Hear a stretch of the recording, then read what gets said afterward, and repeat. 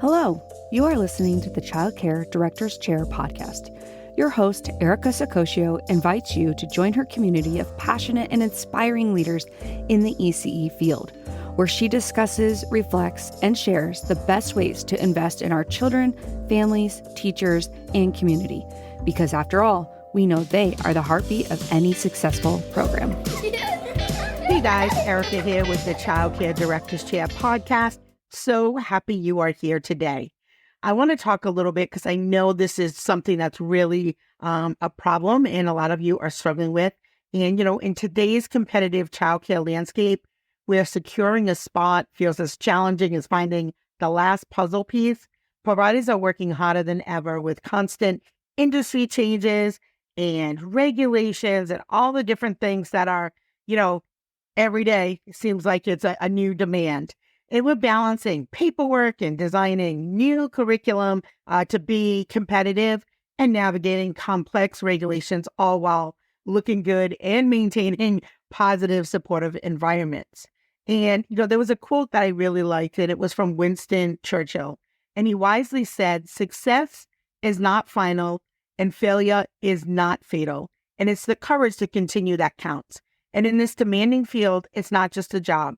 It's a dedicated effort to stay ahead and ensure that every child feels supported and every family has access to high quality care. In today's episode, Enrollment Explosion, Boosting Your Childcare Center's Numbers with Arianne Ceasar. I always get the names wrong. She is a renowned marketing coach. She specializes in childcare industry, and she'll share her expert strategies for increasing enrollment at your childcare center, from refining marketing approach to engaging with potential families and effectively learning how to stand out in this ever-increasing competitive market. You want to be able to attract more families to your center. So tune in today for actionable insights and tips that can transform your enrollment numbers and enhance your center's success while being profitable. So welcome to the show. Thank you. I love being here. I am so excited. I am super excited to have you as well. So tell folks a little bit about how you came to be this extraordinaire in marketing in the childcare field and early childhood education. Okay, so I love all things business. I love all things childcare. So those two just go together. I used to be an owner and a director as well as at my own center. And so what I started to notice was that a lot of centers they talk about they don't do marketing, quote unquote, right? I don't do marketing. People are waiting to pass out postcards when they need to fill seats instead of, having that proper relationship building techniques from way before. And so in 2018, I decided that I just wanted to jump into coaching and consulting full time. And so not only am I only teaching about marketing, but I also teach about foundational skills, systems, processes, all the things that you need to build a successful and profitable childcare center. Yeah, profitable. And that's been even something that has been increasingly challenging, especially from 2018 to now. I mean, salaries have exploded. So, So what are some common challenges that childcare centers are facing when it comes to increasing enrollment? All right. So first thing first, like I just mentioned, a lot of childcare centers say they don't do marketing, right? I get on phone calls every single week. I do sales calls every single week with childcare business owners. And one of the biggest thing is they don't do marketing, or the lack of consistency in marketing because they feel like marketing is just expensive, right? Everybody has that notion of marketing is so expensive. And so what we want to make sure is that when we are thinking about marketing, when we are thinking about pushing our centers ahead and getting out there, we want to make sure that we are seen. We are seen, and we're seen often. Yeah. And so with back to school time, the next couple of weeks, we actually have a few episodes on the podcast on some strategic things that you can do that don't cost a lot of money, right? Because if money is an issue, which right now, that's a real challenge. I mean, we already have been working on pretty thin margins, and now they're skinny. Doing a lot of things with your community too is a great way to get that goodwill. And then also a great way, like you said, to be seen. So, how can childcare centers better understand their target market and what parents are really looking for? So finding out who you're targeting is important, right? So if you have a center already, give your parents a survey, find out who your parents are. Where do they work? Where do they hang out? What do they do for fun? Where do they shop, right? This is important. Once you have that kind of data, because data tells a story, that's my belief, data tells a story. So once you have that type of data, now we can know how to position our marketing to get in front of those same ideal parents, right? We want to make sure that if they're working at the hospital down the street and they love to shop at the coffee shop up the block, we need to get in front of there because most likely their community, the people that they're interacting with that are just like them, are doing the same exact thing. So we want to get in front of them as much as possible. And that is all very, very good advice. The other thing I'm going to say is sometimes, so we have a very unique center, and I know that we're probably not the only ones. Sometimes you have two different markets in one location, right? So where I live, we have literally one side of the street, we have low to middle income. And then half a mile down the road, you have middle to high income. Yeah. And I love it when they all pull in the parking lot. And I joke about this all the time. You'll have like this brand new, Escalade next to a car with the duct tape window. So the kids walk out to the same center, which is great when you talk about diversity and just having lots of different experiences and lots of different voices at your center too. Yeah. So make sure that you pay attention to not only who you have, but who do you want to keep too? Because that's who you have. Yeah. Mm-hmm. So if you have a whole lot of not payers, that's not the circle you want to keep fighting and growing. That's not. That's not. Yeah. So that's the part of the data that I'm talking about, right? Yeah. It's only important to have like you have a school and it's full, but are people staying? Are people recommending you? Are they happy? Is it always some drama going on? Always some complaining, right? And that is exactly why we work on foundation before we work on marketing, because we want to make sure that what you are promoting and what you do have at your center going on is something that's going to retain parents and make them scream to the mountaintops about how great your service is. And because the truth is, if I have a good experience, I want everybody I know to have that same experience, right? I'm going to tell the friend, the church member, I'm going to tell my colleague, I'm going to tell my manager, I'm going to tell everybody. That's the truth. Yeah. And so if you're new and you're not really even sure where to start, like Google your stuff, Google your center's name, look at all the places where people are talking about your center, because you can even use that as part of your marketing as well, right? You can take those testimonials and you can use them on your marketing materials. And if you have parents that really love you too, they'll be happy to do like a little video for you and on your website, right? So that costs you $0, right? I promise you, someone in your center has a good phone that you can use great content on, right? I mean, these things, and record. Yeah, that costs $0. So, also the other place that I think is really important that sometimes I think people don't think about is Glassdoor and Indeed. One of the reviews there, because if you have a parent who works in an office, is real savvy, right? They might look to see what your teachers are saying, right? Absolutely. How your teachers like working there. So, yes, that's one of the things I teach with my one-on-one coaching clients.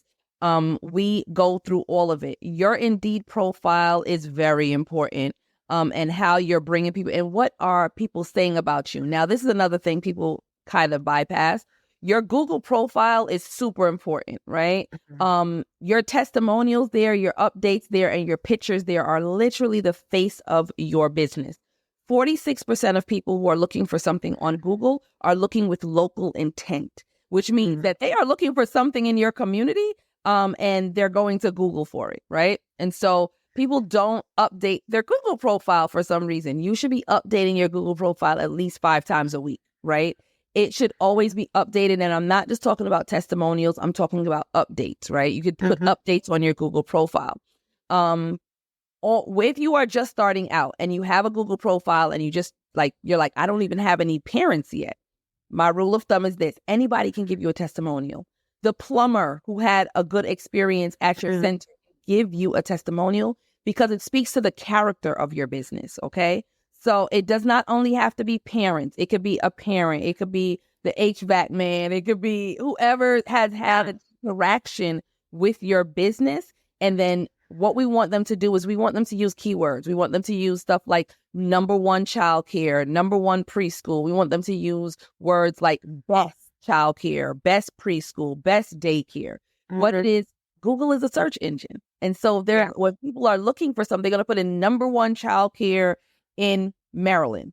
That's what they're putting in, and that's what we need to pull from the search engine. So we want to use these things for our own advantage. Yeah. I would say too, if you have employees, particularly ones that use your program and they have children, because that's one of the top 5 questions that people will ask when they come to your center. How long have your teachers been here? What's your teacher retention, right? They're looking for that because at the end of the day, you can say whatever you want behind the desk, but it's the teacher who's going to be with their child 8-9 hours. So they need to get that feel of what's the culture in your program. Absolutely. So, so I think that those things are really important. And then also other small businesses, like you said, the interactions that you have, like maybe you support a local small business on a frequent basis and they support yours. You can do that too and ask for that, how you support your community, not just the service you provide, because sometimes people are looking for more than that. Things that are important to people is what they're looking for. For some people, it's safety. Some people's curriculum. Some people, it's character development. Like how do you teach my child to be a good person? There's lots of things that parents are looking for and things that set you apart, right? Because everybody thinks they got the best childcare, right? I'm no anybody who's got a T-shirt that says I have the worst. I honestly think that everybody's different. And so if I have a childcare center and you have a childcare center, there's something that is very unique about mine and very unique about yours, because once you start infusing yourself into your childcare center, like if you have unique abilities, maybe you're artsy, maybe you're into science, infuse you into your center, I promise you're going to stand out because it's just, you're different. Yeah. Not only different, genuine too. And parents really want people that they can relate to, because at the end of the day, they come to you for other things. At least at my center, they come to me for other things beyond childcare. If you're working with young parents, they may be coming to you for parenting advice, especially if they have a baby and it's their first baby. They're going to ask you lots of questions. Yes. Right? Or it's their first child prepping for kindergarten. What do they need to know? I need to make sure that they can do this, that, and the other thing. And, it's our job to help support, like, okay, well, that might be setting the bar really high. That might be a 5-year-old still, and just, helping parents out. So I think there's just so many things to consider. And when you do, these are great ways that you can highlight your program, as you said. Absolutely. Are you seeing any particular trends in childcare that centers could use or be aware of when they're developing their marketing strategies? All right. Now, this is a biggie. I feel as if a lot of people are not using social media correct. Social media is free, and when used correctly, you're going to draw traffic. So no matter what type of business you have, you need traffic, right? Traffic leads to tours leads to registration, right? The more traffic you get, the more line traffic you get, the more tours you're going to book and the more registration you're going to get. Now, the problem with social media is, I'm going to just say Instagram per se. That's my favorite platform. So with Instagram, what we have is that childcare centers will just post pictures of the kids and the activity. Now, the problem with that is with buyer psychology, social media psychology, the reason why we follow pages is for different reasons. It could be for tips. It can be for hacks. It could be for how-tos. It could be just for different reasons, right? If I'm just a regular person, I'm not going to follow a daycare page. I have no reason to, right? Unless my child goes there or a family member goes there, there's really no reason for me to follow the page. And so what I suggest is that you use social media how you need to use it to draw traffic. So for instance, giving parenting hacks, giving parenting tips, Also having making sure you train the algorithm to show your page to people in your community by using community words on your reels and your short form videos on Instagram, right? So now we are training the algorithm to show, hey, events for the week of August 19th to 23rd in the community in Brooklyn, New York, right? So now it's like family events. We are already calling out. We're looking for people with families, family events for the week of events, all the things. So now we are training the algorithm to show our stuff, and we're getting a wider view on people. So what I always say is that use Instagram the way you use Instagram to attract people to your business. Once you start doing it that way, instead of just posting pictures, and we already know pictures don't get as much reach as the reels, the short videos. Mm-hmm. So if we know that, then post the reels, post the videos, right? Put some trending music behind it, put great hooks on the screen. You don't even have to record yourself. You can record like filling up the sensory bin and just put some words on the screen, start to pull people in. Make sure you're using keywords on screen and in your captions and in your hashtags so that you can attract people. That is one of like the best underutilized tools that nobody's consistent with for some reason. Yeah, that's awesome advice. Awesome advice, for sure. So let's say, okay, I'm ready to like go on Instagram and do all the things. What are some maybe key elements that they should include in compelling marketing? Like, how do I craft like this message? Or do you think it doesn't matter, just make it engaging? So I always serve, sell, right? Serve, sell. You want to give before you ask, right? So on their Instagram is such a powerful platform because there's so many different things that you can use. So you can go live, right? And I always say like your reels are for your cold audience. What would I want to tell a parent that would make them stop their scroll and want to come to my page and binge what I have going on, right?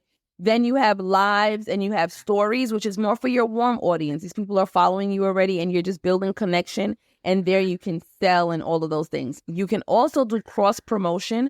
I love cross promotion because when you do your research about the other businesses in your community they're already servicing your people. They're already servicing. And when you cross promote with them, it's almost as good as getting a referral because they're doing the heavy lifting for you. And so once you do your research, you find businesses that have engaged community, have great testimonials in the community. Now you guys can cross promote. You can reach out and see how you guys can be mutually beneficial to each other. So then that's a great thing as well. With Instagram, I would suggest that you have like an events calendar, like the monthly events calendar that people can download for free. In exchange for their information, you're going to give them something, right? You're going to give them a monthly event calendar. Now we know, number one, we know they live in the community. And number two, we know they have a family, right? Yeah. So these are what you call lead magnets. A lead magnet can be an ebook. It can be a checklist. It can be events calendar. It can be a workshop if you want to. You can do a potty training planner, right? There are all these different little things that you can do that cost. Girl, she just dropped the biggest golden nugget ever. A potty training planner. Like, that is amazing because so many parents would want that. Yeah, that's great. And it's creative, right? Yes. That's creative. And like you said, even if they didn't go to your center's name, might make sure you put your brand, your logo, and all the things. Yeah, all your things. So that way, maybe they don't need you now, but maybe they need you in the future. Or maybe they, yeah. Okay. You can do as many as you want. You see, I get so passionate about this. Oh, I know. Go ahead. So once you do your potty training planner and it's out there, what you now can do is you can look for Facebook groups that are for your community. So you can look for like Mommy and Me in Brooklyn, Mommy and yoga communities in Brooklyn. You can look for all the different communities and start to drop them in the community for the potty training planner or the events calendar or all the things. Now, some groups might say you need to pay to play, but some are open, right? So like the garage sale communities and all that, they expect you to sell in there. So it's not a big deal. You can drop it in there and get it. Now, you could even make it even better. where you have the potty training planner, but then you can have the potty training challenge where you're going to help these parents potty train their kids in 30 days or less, right? And you guys are going to meet on Zoom and everything. Now, the best part about this, you're building connection already. Now they trust you. Now, when you say, hey, we have 5 spaces in our toddler classroom and we can do this along with you, guess who's coming in for a tour? Mm-hmm. Yeah. So, yes. So let's talk about really, what do we got for time? We got time. Let's talk a little bit about, I know, because we could go for a long time. We could. All right. So let's talk about, we got the men, right? Because you got to be good at doing tours, right? You get someone to come in your center. Let's talk about how do you give a good tour? Let's talk about that. This is my section. I love tours. So I strongly believe there are 3 parts to a tour. There's what you do before the tour, during the tour, and after the tour. A lot of times we like to focus on just the tour part, but there's so much stuff that happens before the tour. So I'll just give you a little bit of each. So before you tour, we want to make sure that the center is spick and span, like it's picture perfect. And the reason why is because you never get a second chance to make a first impression. So when people see, it's the first thing that they see, we want to make sure we are giving them that best first impression. So number 1, I like to lead with a warm welcome. A warm welcome basically says like, I was expecting you. It's like when somebody shows up to your house and you were expecting them, they feel that they were expected rather than, oh, you're not supposed to be here, right? So maybe that might be a whiteboard that says, welcome Johnson family, right? You might want to have some snacks there. You might want to have like an iPad there, just something to welcome them. You want to make sure that everything is in its place and it smells good, because we have to think about people's senses, what they see, what they smell, what they hear, right? So we want to make sure that's going too. Another thing too, make sure your staff know about the center. Whether you are in the center or not, anybody should be able to give a tour at your center. And so we want to make sure that the staff know your center well enough so that they can give a tour. So that's before they get even through the door, right? Then we want to make sure we have like reminders going out to them about the tour. A text reminder, an email reminder saying, hey, we have a tour. Is it still a good time? Now, if somebody cancels, we want to make sure we get on the phone or on that text and we reschedule immediately. Hey, okay, so now is not a good time. When can we reschedule this tour, right? And in case they tell you no, they change their mind, reschedule the tour.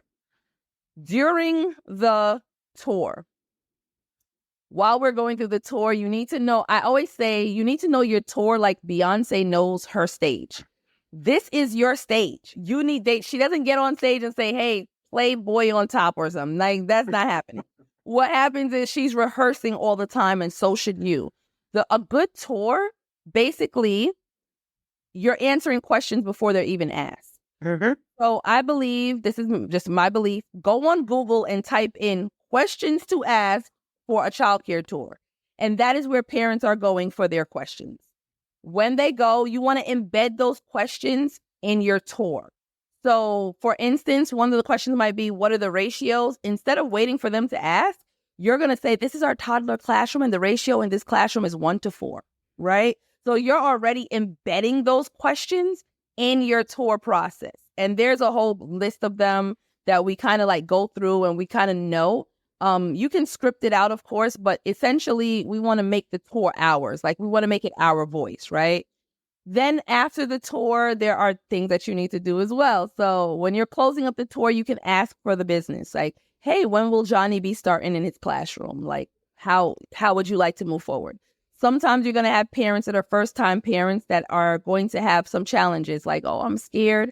This is where your testimonials and your storytelling comes in, okay? Those videos that you collected, that testimonial that you collected, testimonials are so important because they're supposed to pull on emotion and lead people to take action, okay? So when a good testimonial is not like, ABC Center is a great center. No, that's not a good testimonial. Good testimonial is like, my child attends ABC Center. The staff there are great. I'm a first-time parent. Because now we're identifying who these people are and how they're tugging on emotion, right? From there, we are going to make sure we have a follow-up process, right? So we want to make sure that after they leave, we want to have 7 touches within 14 days. And so what that means is like every 2 days, you're probably going to send them a postcard. You're going to send them some bulky mail. And bulky mail is basically putting a pen with a letter in an envelope and sending it out to them. And we make it bulky because when you feel something in a package, you're going to open it. So you can do bulky mail. You could do SMS, which is text message. You can do video email or just send a video on your text, right? Just, hey, this is Ari. I just wanted to just touch base with you, see where you are with registration. You want to do some email and you want to do some calls. Also, if a parent tells you, hey, I need to talk to dad. Okay, is there anything I can supply you with that dad may need? This is when you might want to send the email over with a virtual tour already in the email, answering some questions, and then maybe you can book for them to come in or have a phone call for a tour. So that's my little tour spiel. Yeah. No, it's all great. So there's a few things I want to add to that. So what I like to do is I certainly am prepared. I also like to point out things while we're touring the center that I want them to notice or not notice. So I might say, you might notice in our infant room, we don't have a lot of XYZ. I don't like a lot of swings and bippity bops and all that. You will notice my teachers are sitting on the floor with children. They're doing something, so I'll point out things that I really want them to notice. There's also other things I might point out, like, so we have a quality rating system in our state. And so we are a 4-star. And I will go over, there's like 8 different areas. I'll go over each of the different areas, why we rate what we rate. And one of the areas is the qualifications of teachers. And at the time that we applied, I had a teacher who had been with us for years. She was like almost 60 years old. She was in the infant room. And I wasn't letting her go so I could get 1 more star. So I have 4 stars in the area, and I was very happy to do that. So I would just point out things like, this is what we have, here's why we have it, or this is what I want you to notice. And you'll know, honestly, if you did a great tour, because I mean, I've been doing it forever. Like you said, you make it your own. But you'll have people say, where's the paperwork? Can I sign up now? I mean, I would, you'll get to a level where you don't have to ask for the sale. I'm so like, oh, you could just let me know. No, I know now. Can I have the paperwork? That's right. You'll get yourself to that level if you continue to fine tune your program and continue to, as you said, point out what's really important. And then again, being approachable. Like, I know how hard it is to leave your child. That's how I ended up in the field. Exactly. I didn't wake up one day and go, I want to be a teacher. That's not how it happened for me. It was, I woke up and I was like, I had a baby. I said, I'm not leaving my key with anybody I don't know. So here I come, me and my kid. Years later now, I own it and stuff. But so making that, like you said, that connection for them, something that resonates for them. And if you listen, they will tell you. Yeah. They will tell you if they had a bad experience at another center. They will tell you. They're very transparent of what they're looking for. And then also and knowing that what an infant and toddler parent is looking for is going to be different than what a preschool parent is looking for. Absolutely. So knowing all these things. So get really good at knowing your craft, knowing your customers. Yeah, I know. We speak in the same language. I know. I cannot believe. So we're already at the 30-minute mark. So I know it's crazy. I'm going to give you an opportunity because I have a whole lot more questions, but we're not going to have time for all of it. I'm going to give you an opportunity to tell folks maybe your biggest tip that you want to leave for them today. My biggest tip is to stay consistent. Marketing is something that what you do within these 30 days will determine your next 90. Because sometimes when people are looking for you, that's not when they're going to convert. They might convert a little bit down the line, right? They might convert. Maybe they send their child somewhere now and then they don't like it. They come back to you. Or maybe they want a summer program, right? Maybe it just doesn't, you just never know. And so with marketing, I always say you don't do marketing when you need kids. You just do marketing all the time. Yes. Yeah.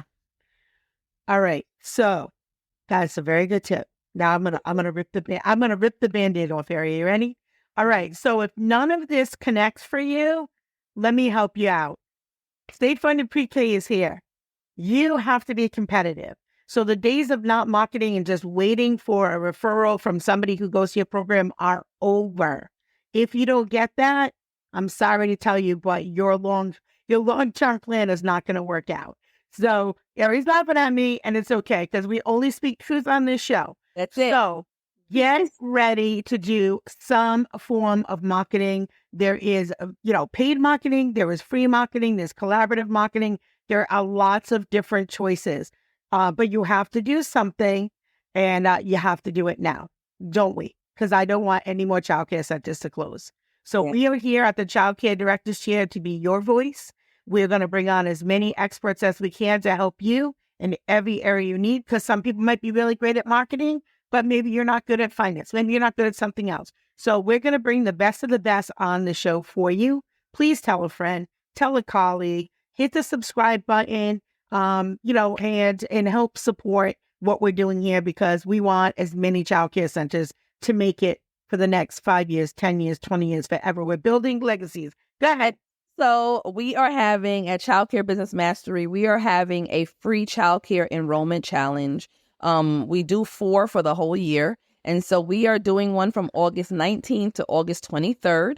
And so if you are interested, go to www.childcarebusinessmastery.com. And at the top of the website, there is a link that you click and you can sign up for absolutely free. It's 5 days where I'm going to teach live teaching. And I get down into everything that you need to do right now to get traffic at your center right now. Also, if you would like to book a call, you can go to www.childcarebusinessmastery.com and you can book a call, and we can get on the call for about 45 minutes and find out what's going on in your business. I love it. I love it. I love it. So you have 2 women here ready and sharing for you. So please reach out.